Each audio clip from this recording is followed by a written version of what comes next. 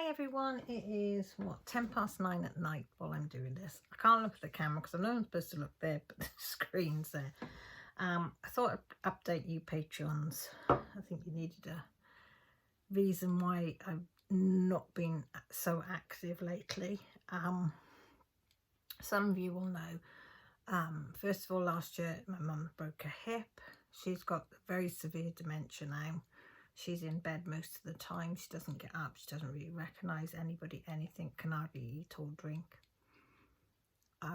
Just have special thickeners and stuff now to help her swallow. So that was first. Now she says she broke her hip and got over that. Then my dad had pneumonia. He was taken into hospital. Then my sister, he came out, and then I think he was out on the Saturday, and the following Saturday my sister went in. She had pneumonia, COVID and sepsis. Got her home. She's been back and forth to the hospital. We get her home, she's back in. So this has been going on and off since what, November, October, end of October. We're now in February. I did go to see her yesterday. She was sleeping, bless her, most of the time, and she looked very frightened at times and was crying, and you don't see my sister cry. She could hardly speak. Her vocabulary was very limited anyway, but it was very, very unable to really understand what she was saying yesterday when she was awake. And I did read her Rupert the Bear and stuff like that for her. But had a meeting. I knew she was ready to come home, and I knew she's poorly, but I didn't quite realise how bad things were. Because when you phone, they say, yeah, she's okay, she's ready to come home, they can do care there, you know, blah, blah, blah. Well, we had a meeting Wednesday. I spoke to the ward sister on Tuesday. Well, I've communicated back and forth since she's been on and off this ward. And she said, how do you want to play this? Do you want it, the doctors and things, to be blunt, to say exactly what's going on? I said, yeah, because we're going to have the dietitian in that's been involved, the SALT team, which is to do with swallowing. I said we're having the consultant, we're having the manager to the home, her manager. We were also having the consultant. We were having a team from Powys that pay for her. There was about 10 of us. There was a lot of different people from different areas communicating, and to see about Jacqueline coming home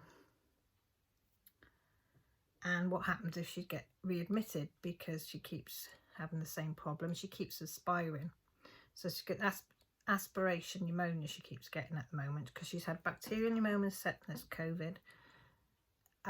Then she had COVID pneumonia, then she got viral pneumonia, which was not viral pneumonia, aspiration pneumonia, which now is what she keeps getting. And every time she gets it, it damages her lungs. And then she's okay again, as I thought, you know, as well as could be expected. She'll come home, she'll be looked after and stuff like that. Sorry, the angle's not very well. I can't get my lazy arm to work properly. Yeah, the doctor was very, very nice, the consultant. And he asked again, could he be blunt and straight to the point? I said yes, because everybody's here that needs to do her care and put things into place. He said, we need to think of palliative care. And I was like, oh. And he said, yeah. He said, what she's going through is not pleasant. And because she can't communicate, she can't tell you what level of pain she's in, how uncomfortable she is. I said, right. Excuse me, I got a glass of wine here as well.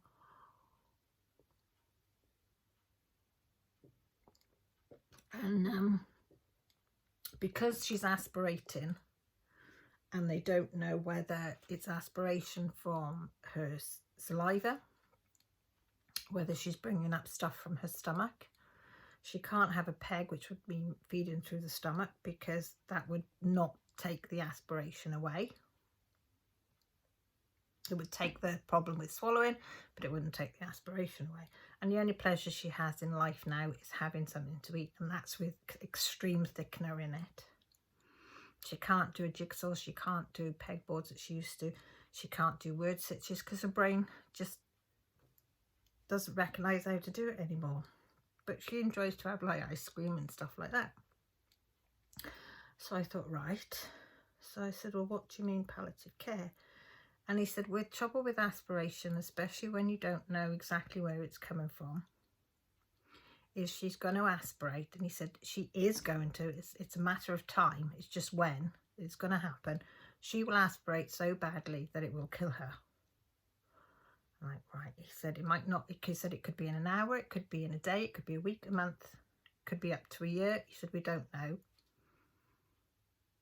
But he said every time she aspirates, she has to go on oxygen because her oxygen levels drop because she can't breathe properly, her lungs can't work. She has to have IV antibiotics, which she's becoming immune to because she's on the strongest dose now that you can possibly get, and her body's started to get immune to it. So he said there's not going to be any antibiotics left for her to use to help with the infection, which means she'll be in more pain. The breathing will become more difficult. And he said she could go in an ambulance and die in an ambulance. She could go into A&E and die, and she would be on her own because nobody's allowed to go with her. And he said the way A&Es are at the moment, he said it's not the nicest place to be if you're of sound body and mind, as they say. So I'm like, right, okay. So I said, what exactly are you saying? And he said, what he's saying is no intervention. And I said, what does that mean? I said, because she's got a DNR, which is do not resuscitate, which I know is if the heart stops, you don't do anything, which is fair enough because I don't want them pounded on her. She's not much to her. And he said, no. He says, if she carries on the way she is, she can't stay where she is because, well, she could, but they couldn't administer anything that she'd need, so it means she'd have to go in the ambulance, whatever. The other alternative would be to put her into a palliative care home where she wouldn't know anybody, they wouldn't know her, they wouldn't know her ways, but they would be able to give her the oxygen, right? He said if she goes back to her home, which she's been there over 20 years, and he said, we have to put a no intervention. He said, because what she's going through is not fair. It's not kind. And he was fair play. He was nearly crying when he was telling her. He was a lovely, lovely doctor. He said, so it would mean no oxygen. So when her breathing gets bad, there would be no oxygen, no antibiotics, no going to hospital. He said you would just be calling somebody out to give her morphine and make her comfortable. So I'm like, right, okay. So he said, look, he said, it's no easy way to say this. And he said, what do you think? And I said, well, as her little sister, I said, I want my big sister. I said, I want to keep her going, you know, but I know that's not humane. She's got no quality of life now apart from seeing us. That's it. She lies in a bed all day. I was watching her yesterday and you could see fear. She was frightened at times and she doesn't even know how to count. She used to count like tiles on the wall and pictures, and you could see her really struggling to try and find how to count. And I can't get my head around it. Do you know what I mean? How are you supposed to say no intervention? It was bad enough putting a DNR in place. And then I had to ring my dad because he didn't want to be in on the meeting, which I can understand because he's got his wife with dementia up there. That's, you know, that could happen any time to her. So I told him. So he agreed with what this is. But now, we thought yesterday she just had a phone call about an hour ago to say that she's been violently sick, which means she could have aspirated already, start to. Yesterday her breathing, her oxygen levels were 94 and holding. She wasn't having oxygen yesterday, but holding at 94. But her breaths were between 38 8 and 46 breaths per minute. Most people are between 16 and 20 breaths per minute. So her little chest was going up and down. This is while she's sleeping. And but she was holding. Her heartbeat was 120 most of the time. But her blood pressure was okay. But today, which I think was the sign yesterday, when she was sleepy, but she's been violently sick today. Her stomach's, what do they call it when it's really hard?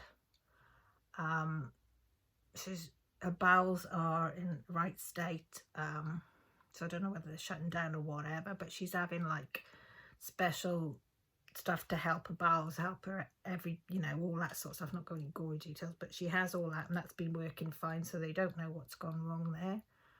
So she's very, very poorly tonight, but that's different to what her breathing, so I don't know. So I'm like, so I phoned my dad, so we've got to go up and see my mum tomorrow, and then we might have to, which is an hour in the opposite direction, and then Jack will go just over an hour up to my mum, which is up north, and then we go an hour from us downwards to see my sisters. So we might go up to my mum for an hour and then do a 2-hour journey down to Jacqueline tomorrow, so I don't know. So I hope you can understand why I've sort of neglected Patreon a little bit and neglected uploading videos. I'm trying to be positive. My sister's a fighter. I follow her. I follow our mum. We've always been brought up that you fight no matter what, and she does. And you know, she can pull through to the best of her ability at the moment. You know, she's not going to be able to pull through and be fine, but she could pull through and, you know, be comfortable for a while. So I'm going to do my lives because I need it. I need them to have a laugh, to speak to people, because I'm on my own. You can't talk to my husband. He can't cope with things like that. And there's things going on with him and my daughter at the moment. Different, not with them two, they're all right, but my daughter's got mental problems, and she's been, that's Millie, she's been through the final process of being diagnosed with autism, and her meltdowns have been extreme lately because of the work in doing A-levels, so I've been coping with that. My husband, I can't go into details there, but things aren't good there, but he doesn't want me to, which is fair enough. I can't share his stuff.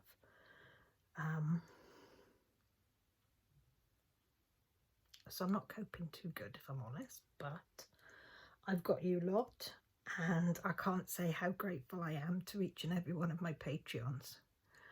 You've supported me and helped me carry on doing YouTube and be able to bring some bit of content and get the few things that I can get to show everybody and do my Etsy and whatever, because at the moment that's what's keeping me going, is doing these things. I think if I didn't have them, I don't know where I'd be. So please understand.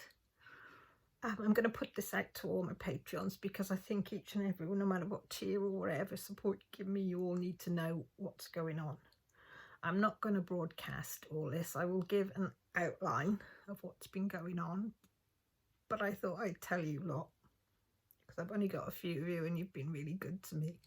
So I'm going to sign off. I'm going to drink the rest of my wine. I might even have a Baileys on top. So with that, thank you everybody, and I love you all. Take care.